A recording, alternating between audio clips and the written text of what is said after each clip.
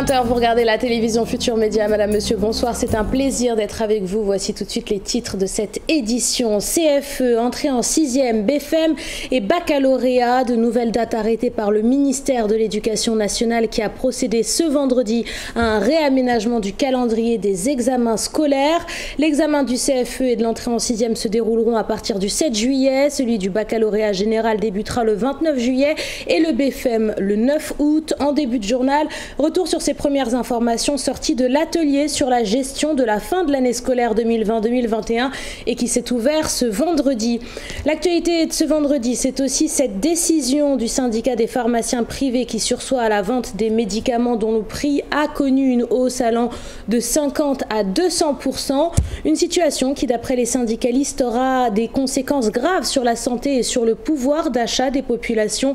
Le syndicat des pharmaciens privés a donc décidé de ne plus vendre les médicaments dont le prix a augmenté et ce jusqu'à ce que la situation revienne à la normale. À Louga, incinération de 18 millions de francs CFA de produits pharmaceutiques périmés et de médicaments contrefaits. Au cours de l'année passée, les autorités ont saisi une grande quantité de produits impropres à la consommation. L'incinération de ces produits a été faite par le service régional du commerce de Louga. Les détails dans ce journal.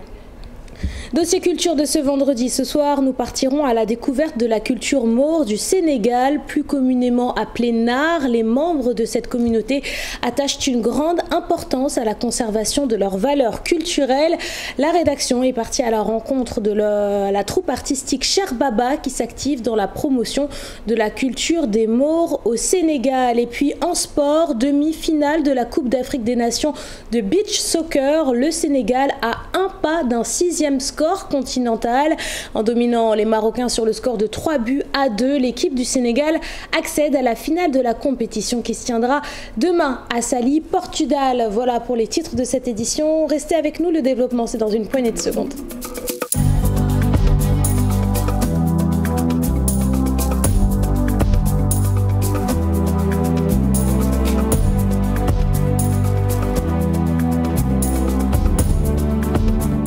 Bienvenue à tous et merci de vous informer sur la télévision Futur Média. Après une semaine de polémique sur l'acquisition du nouvel avion de commandement, le ministre des Finances et du Budget, Abdoulaye Daouda Diallo, qui est monté au créneau ce vendredi devant les députés en plénière pour annoncer le prix officiel de l'avion présidentiel. Selon Abdoulaye Daouda Diallo, cet avion a coûté la somme de 57 447 235 000 francs CFA et l'acquisition a été budgétisée dans les lois de finances initiales de 2019, 2020 et 2021. Il confirme également l'information selon laquelle la somme a été décaissée en plusieurs échéances, dont la dernière, d'une valeur de 4,4 milliards de francs CFA, sera réglée à la livraison en juillet prochain. Abdoulaye Daouda Diallo faisait face aux députés en plénière cet après-midi à l'Assemblée nationale pour statuer sur les projets de loi portant code des pensions civiles et militaires de retraite.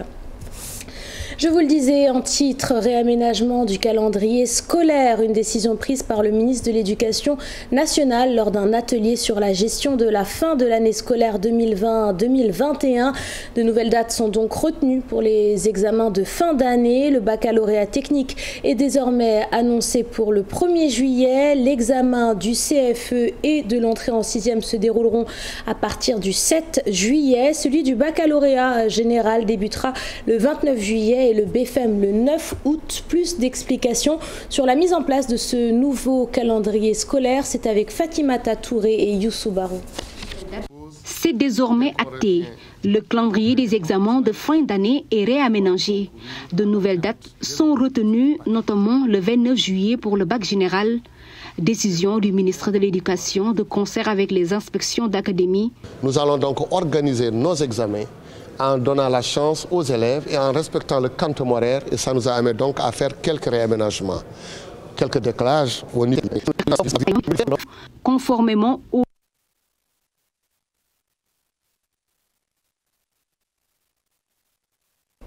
Et veuillez nous excuser pour ce problème technique, un élément sur lequel nous reviendrons si la technique nous le permet avant la fin de ce journal. Dette due aux établissements privés. Le cadre unitaire des organisations privées d'enseignement supérieur réclame 16 milliards de francs CFA à l'État du Sénégal. En conférence de presse, le QDOPES a menacé de conserver des papiers administratifs et de suspendre les cours. D'après le coordinateur du CAD, la structure a supporté la charge d'enseignement durant les 3 dernières années académiques et les enseignements privés de l'enseignement supérieur sont à bout de souffle. Le QDOPES appelle l'État du Sénégal à prendre ses responsabilités. Les détails, c'est avec Pape Faraning et Pape Sangoné Mbaye. Unis comme un seul homme et déterminés pour rentrer dans leur fonds, le cadre unitaire des organisations privées d'enseignement supérieur du Sénégal réclame l'épongement de la dette de plus de 16 milliards. 16 milliards, c'est le chiffre annoncé pour le moment de ce que l'État nous doit par rapport à la dette des étudiants qu'ils ont orientés chez nous et pour lesquels les paiements n'ont pas été faits depuis 2018-2019. Les enseignants sont là, ils ont déjà fait leur travail, ils nous demandent leur argent. Les banques qui nous ont prêté de l'argent pour des infrastructures sont là, nous réclament leur argent.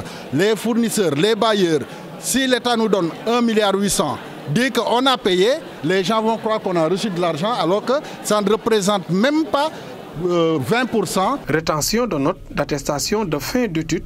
Le QDOPES menace d'arrêter également les cours. Mais on a la possibilité aussi, une fois qu'il a fini, de retenir ses attestations, ses bulletins de notes et ses diplômes jusqu'au moment où il va payer. Ça, c'est dans le cadre normal du fonctionnement des établissements. Maintenant que l'État nous a envoyé des étudiants depuis 3 ans, n'a pas payé, c'est une arme que nous pouvons utiliser un peu pour rentrer dans nos fonds. Très inquiets de cette situation, parents et élèves interpellent les autorités.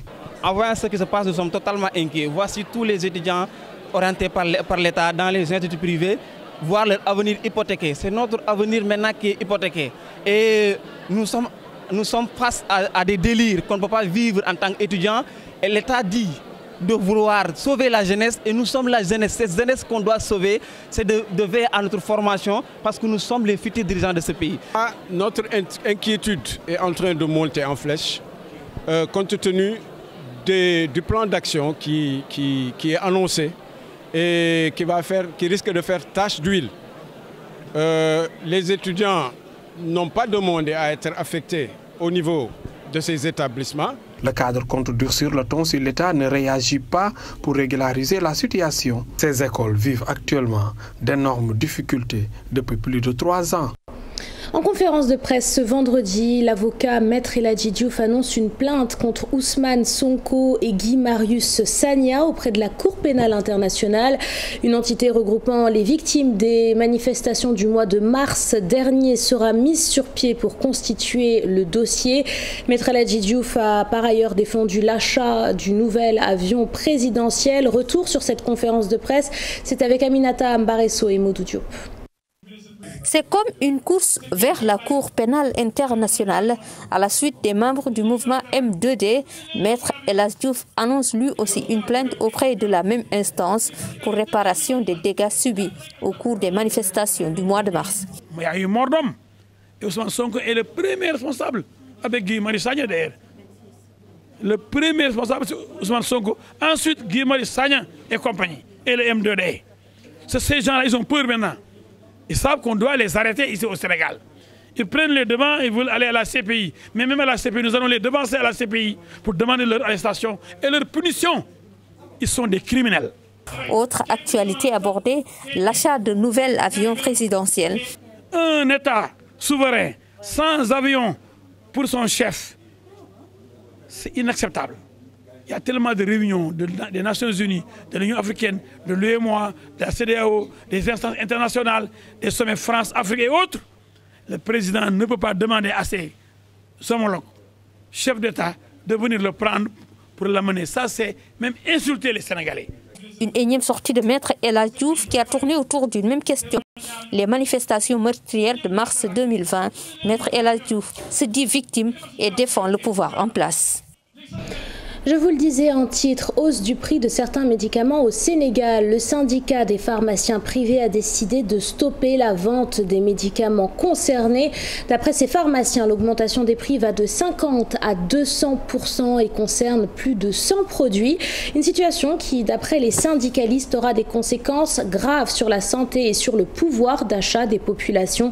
En soutien aux populations, le syndicat des pharmaciens privés a donc décidé de ne plus vendre les médicaments dont le prix a augmenté, et ce jusqu'à ce que la situation revienne à la normale.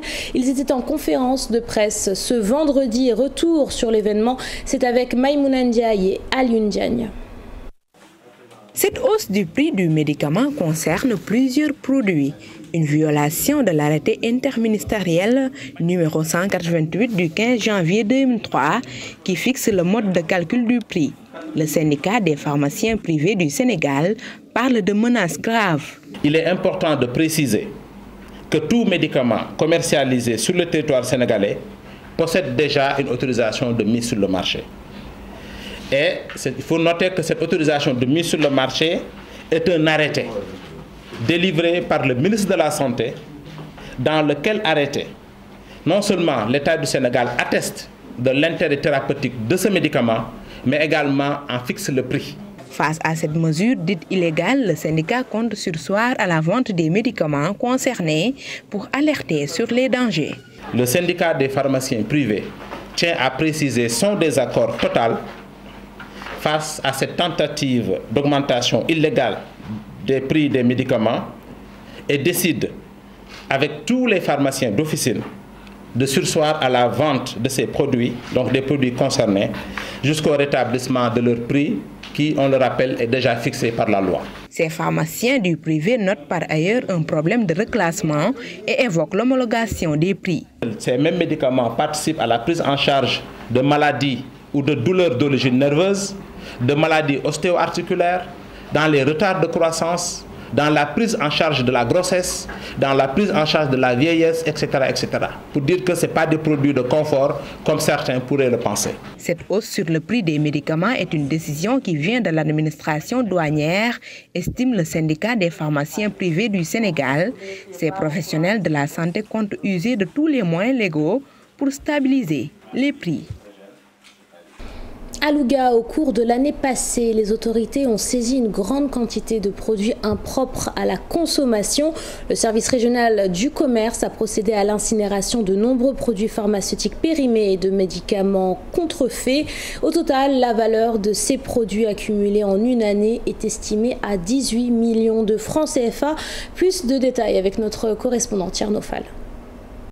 Il s'agit d'un important lot de produits alimentaires, pharmaceutiques périmés et de médicaments contrefaits estimés à environ 16 tonnes et d'une valeur financière de 18 millions de francs CFA. Des produits périmés, des produits d'origine frauduleuse, des médicaments importés de manière frauduleuse ou bien des médicaments qui sont périmés et vendus dans les marchés hebdomadaires. Il y a également des produits de vente interdite. Leur incinération entre dans le cadre de la mission de contrôle de la qualité effectuée par le service régional du commerce qui a profité de l'occasion pour sensibiliser les populations sur les dangers liés à la consommation de ces produits. D'être beaucoup plus vigilants quand ils achètent donc les produits. Ce ne sont pas simplement les produits alimentaires. Il faudrait également qu'ils se rendent compte qu'il y a d'autres produits qui ne sont pas alimentaires et qui peuvent être périmés. Bon, c'est le cas par exemple des produits de quincaillerie. Le chef de l'exécutif régional qui a présidé la cérémonie a aussi insisté sur la sensibilisation, mais surtout envers les commerçants véreux qui n'hésitent pas de mettre sur le marché ces produits en question. Ces produits-là, on est décidé, c'est les commerçants. Donc aujourd'hui, comment régler cette question-là? C'est la grande problématique. Donc il faut communiquer avec eux, il faut les sensibiliser, mais il faut aussi mener des opérations. Ah ça, c'est clair. Parce que si on communique, si on sensibilise, et si on n'active pas le volet de la répression, mais ça ne va servir absolument à rien. Donc voilà un peu les deux mamelles sur lesquelles l'État aussi va travailler. La cérémonie d'incinération s'est déroulée en présence du gouverneur de la région de Louga, du chef de service régional du commerce, d'autres responsables de la sécurité publique et de la brigade des sapeurs-pompiers. À Ziguinchor, un incendie a ravagé une boutique au quartier Castor. La boutique en question se trouvait à côté du camp des sapeurs-pompiers, ce qui a permis d'éviter le pire puisque la boutique se trouve sous un immeuble habité. Les dégâts matériels par contre sont conséquents. On fait le point avec notre correspondant sur place, Boubacar Diassi. L'incendie n'a fait ni mort ni blessé, mais les dégâts matériels sont énormes. sant nañ yàlla tam parce que kenn gaañu ci bakkan desu ci kan ci sama jot xalaate daal kuural la parce que Dieu soit loué, il n'y a ni mort ni blessé, mais je pense que c'est dû à un court-circuit et j'ai tout fermé pour aller à la prière du vendredi. C'est de là qu'on m'a appelé pour me dire que ma boutique était en flammes. C'est ainsi que j'ai accouru. Mais vraiment, j'ai perdu beaucoup de choses. Vous avez vu que presque tout a été emporté par les flammes. Je peux estimer mes pertes à 4 500 000 de francs CFA. Estimé 4 500 000 la 4 500 000. Boobu moom leer na ma mu ngi fi ci biir place bi 4 500 000 leer na ma mu ngi fi. Ce témoin oculaire revient sur les circonstances de l'incendie. Les gaz qui étaient à l'intérieur s'explosaient. Il y avait des gaz qui ont explosé devant nous. Moi, j'avais assisté pratiquement à 3 à 4 explosions de gaz en quelque sorte. Donc, il y avait les riz et autres là. Bon, on voit les dégâts sont un peu colossaux. Le boutiquier sinistré implore l'aide de bonne volonté. Du soutien et de l'aide, c'est tout ce dont j'ai besoin. Parce que véritablement, j'ai tout perdu. J'implore le soutien de tout un chacun, où qu'il soit. L'incendie a lieu non loin du camp des sapeurs-pompiers. Les soldats du feu ont maîtrisé les flammes avant qu'elles n'atteignent les autres chambres de cet immeuble. Renforcement du maillage militaire de l'armée à l'intérieur du pays. Le 32e bataillon de Ourossogui a été évalué par la hiérarchie militaire. Lutte contre le terrorisme et le banditisme frontalier. En moins de 2 ans d'existence, le 32e bataillon de Ourossogui s'en tire avec un bilan positif. Suivons ce reportage de notre correspondant dans la région de Matam, Ali Bandelnian. C'est le 32e bataillon depuis 2 ans à Ourossogui. Dans le cadre de la lutte contre l'insécurité et même contre le terrorisme, les autorités sénégalaises viennent de prendre une importante décision dans cette partie frontalière au nord-est du pays. Venu rehausser de sa présence à la première édition de la fête patronale de ce 32e bataillon, le général de brigade Fulgence Ndour, chef d'état-major de l'armée de terre, parle d'acquis majeur. Une activité qui permet de mesurer surtout l'esprit de corps d'un bataillon surtout nouvellement créé. Alors ce bataillon, nous l'avons créé dans le cadre du maillage, de la densification, du renforcement du maillage, de la présence, n'est-ce pas, des forces à travers le territoire sénégalais pour mieux faire face aux menaces multiformes.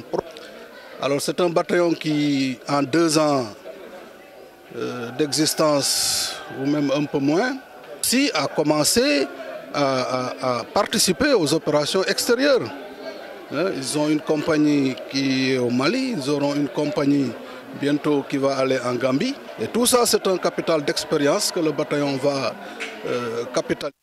Dans le cadre de la lutte contre le terrorisme, le patron de l'armée de terre sénégalaise salue la bonne collaboration avec leurs homologues de la République sœur de Mauritanie. Ça s'est encouragé même au plus haut niveau. Vous avez vous-même suivi et couvert la dernière patrouille, la dernière rencontre. Et je crois que nous sommes en face d'une menace que non seulement à l'intérieur de chaque pays, aucune force ne peut se prévaloir de la gagner étant cloisonnée. Et même entre les États, on est obligé, n'est-ce pas, de coopérer. En présence du gouverneur de la région de Matam, aux côtés du commandant de la zone militaire numéro 2, cette première édition aura connu un franc succès, avec surtout la participation des notabilités coutumières et religieuses de Ourossogui. Président l'Assemblée générale de la plateforme des régulateurs de l'audiovisuel des pays membres de l'UEMOA et de la Guinée, le chef de l'État Macky Sall a invité les professionnels des médias à faire le ménage dans le secteur. D'après le président de la République, de nombreux médias violent les dispositions du Code de l'information et de la communication et le secteur doit être assaini. Un discours avec lequel le président du Conseil pour l'observation des règles d'éthique et de déontologie dans les médias dit être en phase, même s'il souligne la responsabilité du chef de l'État qui, selon lui, aurait signé tardivement les décrets d'application du Code de la presse. D'après Mamadou Thior, avec la délivrance prochaine de la carte nationale de la presse, le secteur devrait être régulé. Chérif Dia et Ababacar Ba. Le chef de l'État multiplie les critiques contre les médias envahis selon lui par des non-professionnels. Le président du CORED relève la responsabilité de Macky Sall qui a tardé à signer les décrets d'application du Code de la presse. L'État a eu sa part de responsabilité dans ce qui se passe actuellement. Les problèmes que nous rencontrons, parce que pendant 10 ans, il n'y avait aucune loi qui régissait cette profession-là. On a été envahi de partout. Par les non-professionnels, c'est vrai. Mais depuis que lui, il a signé les décrets d'application au début de l'année 2021, nous commençons donc à mettre de l'ordre. Autorités étatiques et acteurs du secteur parlent le même langage sur l'urgence d'assainir les médias traditionnels et sociaux. Imaginez un peu si on laisse passer, si n'importe qui peut dire n'importe quand, comme il le veut, à destination du monde entier, ça devient excessivement grave. Il n'y a pas que le Sénégal. Tous les pays sont en train aujourd'hui de voir comment il faut ordonner tout cela. Il faut que l'organe de régulation de la communication audiovisuelle, qui est le CNRA, fasse son travail au maximum, y compris sur les sites en ligne, qui sont devenus aussi des sites de communication audiovisuelle. Le processus d'assainissement est enclenché depuis le mois de mars avec la délivrance de la carte nationale de la presse qui permettra de séparer la bonne graine de l'ivraie. Aujourd'hui, nous sommes dans un processus où nous mettons de l'ordre. Il faudra que les gens se montrent un peu patients. Nous sommes conscients de l'ampleur de la tâche, mais nous avons espoir que nous allons y arriver. C'est la énième sortie du président de la République sur la question, même si Macky Sall précise que réguler ne saurait être considéré comme un acte de censure ou de répression. Et puis ce communiqué du Parti démocratique sénégalais avec la décision administrative portant nomination du secrétaire général de l'Union des jeunesses travaillistes et libérales. Franck Dadi Diatta est nommé secrétaire général de l'UJTL en remplacement de Toussaint Manga qui, selon le communiqué du Parti démocratique sénégalais, aurait atteint la limite d'âge. Et puis le secrétaire national chargé des structures et des mouvements de soutien est chargé de l'exécution de la présente décision qui prend effet à partir de sa date de signature. Deuxième session ordinaire de l'année pastorale. L'événement s'est tenu ce vendredi au foyer de charité du Cap des Biches. Un événement au cours duquel les évêques de la province ecclésiastique de Dakar ont abordé de nombreux sujets qui font l'actualité. Homosexualité au Sénégal, emploi des jeunes, conflit israélo-palestinien. Retour sur les différents débats. C'est avec Abdou Diouf Diagne et Ahmadou Bamba Samb.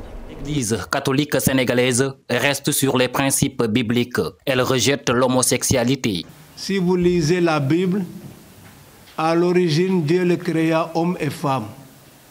Et il leur dit, soyez féconds, remplissez la terre. C'est cela l'ordre créé. C'est à cela que nous obéissons. C'est comme cela que la vie a été organisée par le Créateur. C'est ce que nous enseignons. C'est ce que nous croyons. Et nous voulons donc affirmer que c'est cela qui nous motive. Nous n'entendons pas nous faire dicter par qui que ce soit une autre orientation. La violence qui sévit dans la bande de Gaza préoccupe aussi les évêques. Ils prient pour la paix au Proche-Orient, face aux souffrances des populations, qu'elles soient de confession israélite, musulmane, chrétienne, ou d'autres obédiences. Il encourage les autorités publiques dans les différents programmes initiés pour les jeunes et sont disposés à apporter leur soutien. Ils encouragent les autorités publiques dans les différents programmes initiés pour les jeunes.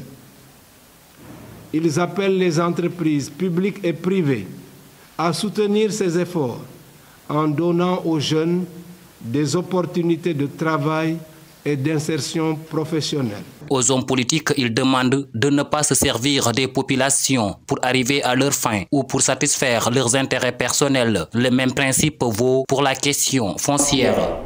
Cérémonie officielle du lancement du programme du nano-crédit. Hier, jeudi, la direction générale de l'entrepreneuriat rapide des femmes et des jeunes était au quai de pêche de Yoff. Au programme des activités, le lancement d'un produit financier destiné aux pêcheurs et aux femmes transformatrices de produits halieutiques. Grâce à ce nouveau dispositif de nano-crédit, ces travailleurs vont pouvoir bénéficier de financements rapides allant de 5 000 à 300 000 francs CFA. Écoutons à ce propos Papa Madoussar de la délégation générale à l'entrepreneuriat rapide des femmes et des jeunes. Il est au micro de Dissa Préra. En mettant déjà, je pense c'est déjà fait, les crédits sont déjà dans le compte des dames, si je ne me trompe pas, n'est-ce pas Fatou? Vendredi dernier, nous avons validé 30 millions, je crois, en crédit digital direct dans les porte-monnaies Wave. Et nous allons ainsi continuer avec Yup, avec Free et tous les autres partenaires avec qui nous avons signé et qui ont tenu à être présents ici avec nous. Et Monsieur le maire, pour vous dire, le nanocrédit, comme l'a dit M. Mbaye, qui est l'initiateur, c'est lui qui nous a incité à travailler dessus. Et aujourd'hui, on fera un succès. Situation des réfugiés mauritaniens. 14 000 réfugiés mauritaniens installés au Sénégal dénoncent des conditions de vie difficiles marquées par la restriction de leur liberté. Afin d'obtenir le statut de citoyen et d'en finir avec celui d'apatride, ces immigrés demandent l'aide des autorités sénégalaises et mauritaniennes. Ils étaient en conférence de presse ce vendredi à Pikine. Les détails, c'est avec Ndongoka et Asmalik Diop.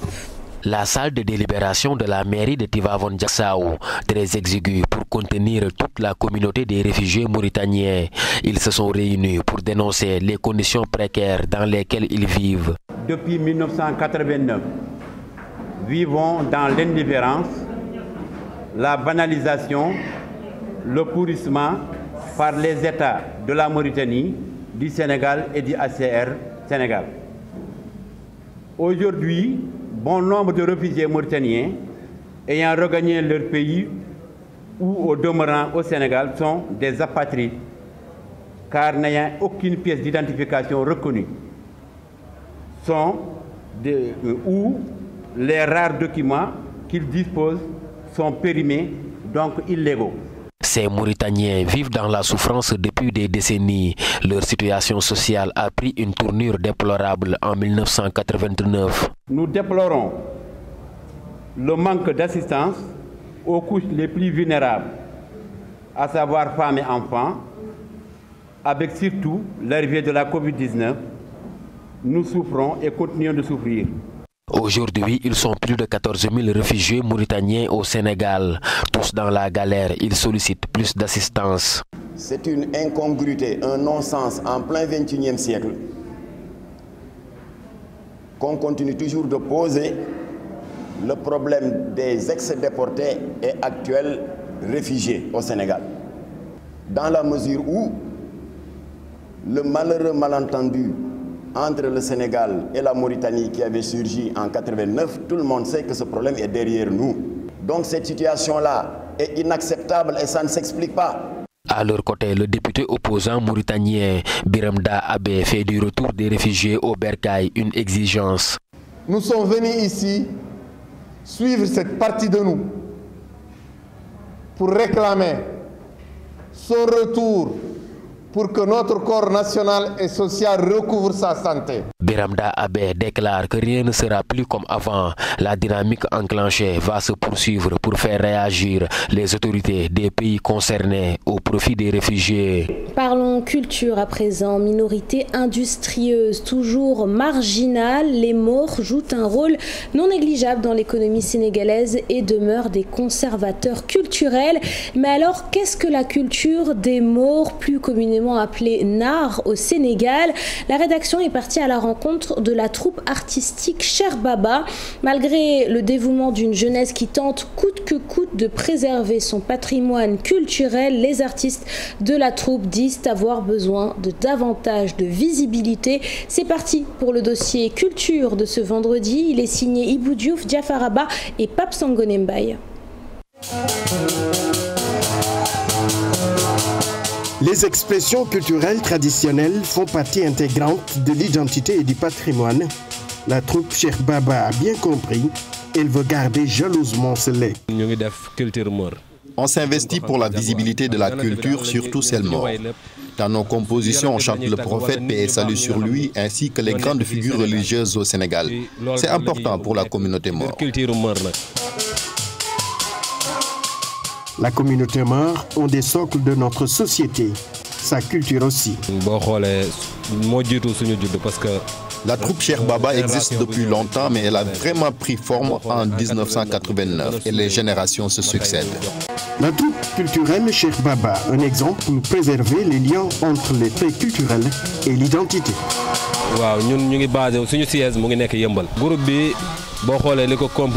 Au total, la troupe est composée de 25 membres. Parmi eux, on note des guitaristes, des batteurs, des chanteurs et des danseurs.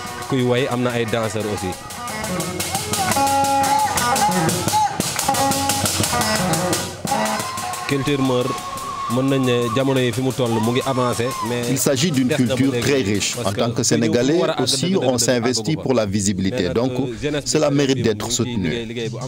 Un groupe composé de membres dévoués, toujours disposés à préserver cet héritage culturel. Je peux dire que les acteurs culturels morts sont de plus en plus visibles, malgré le dévouement des jeunes. Mais il reste beaucoup à faire. La communauté morte, avec ce riche patrimoine artistique et culturel, autant d'acteurs qui réclament plus de soutien pour une meilleure préservation de ce savoir-faire ancestral. En sport, Coupe d'Afrique des Nations de beach soccer, le Sénégal a un pas d'un 6e score continental. En dominant les Marocains sur le score de 3-2, l'équipe du Sénégal accède à la finale de la compétition qui se tiendra demain à Saly, Portudal. Une victoire qui qualifie également l'équipe pour les championnats du monde de beach soccer prévus en Russie du 19 au 29 août prochain. Retour sur cette victoire du Sénégal, c'est avec Ibrahima Kane et Dissa Prera. En dominant le Maroc cet après-midi, le Sénégal frappe d'une pierre deux coups. Une qualification en finale pour un 6e sacre continental en beach soccer, mais aussi une participation à la Coupe du monde de la discipline prévue en Russie du 19 au 29 août. Comme en quart de finale, les Lions ont d'abord concédé l'ouverture du score sur un corner dès la 2e minute. Avantage de courte durée puisque les Lions vont remettre les pendules à l'heure dans la foulée.